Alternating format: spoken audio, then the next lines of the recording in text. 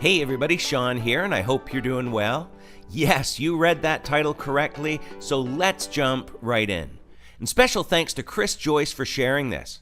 This video is a Jehovah's Witness leader speaking and is only 22 seconds long, so let's take a listen.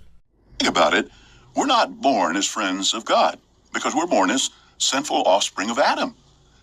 Actually, if you think about it, we're born as enemies of God.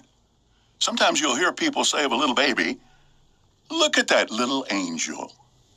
But more accurate would be to say, "Look at that little enemy of God." I mean, yeah, we all get his point in that because of Adam's sin, we are all born with a sin nature. Romans 5:12 tells us this. And this is why John 3:3 tells us that we must be born again. And let's be honest, children don't need to be taught how to misbehave. They need to be taught good. Scripture even indicates that children have a sin nature with verses like Proverbs 22 that say, "Folly is bound up in the heart of a child, but the rod of discipline will drive it away." And David even says in Psalms 51 that he was brought forth in iniquity, and in sin did his mother conceive him.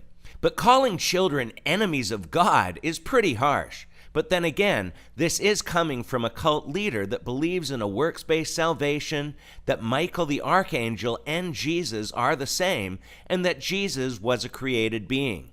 We need to pray for the Jehovah's Witnesses to be free from this cult.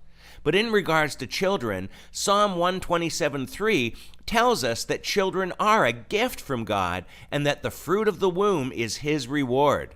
This continues saying, "As arrows in the hand of a mighty man, so are the children of youth. Happy is the man who has a quiver full of them." Even in Matthew 18, when Jesus' disciples asked him who was the greatest in the kingdom of heaven, Jesus called a child over and said, "Assuredly I say to you, unless you are converted and become as little children, you will by no means enter the kingdom of heaven. Therefore, whoever humbles himself as this little child is the greatest in the kingdom of heaven.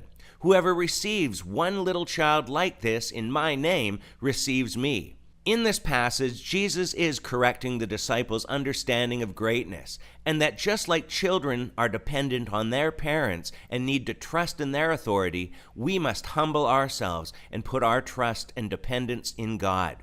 We don't become part of God's kingdom because we are important or deserve it. But maybe we should read with this teacher's words, "Assuredly, I say to you, unless you are converted and become as little enemies of God, you will by no means enter the kingdom of heaven.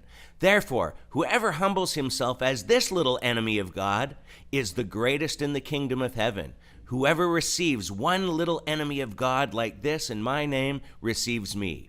Of course, that's me just being silly, but is it any sillier than calling children little enemies of God in the first place? Hey, maybe you've got your own thoughts on this, and if so, please leave those below. But until next time, take care and God bless.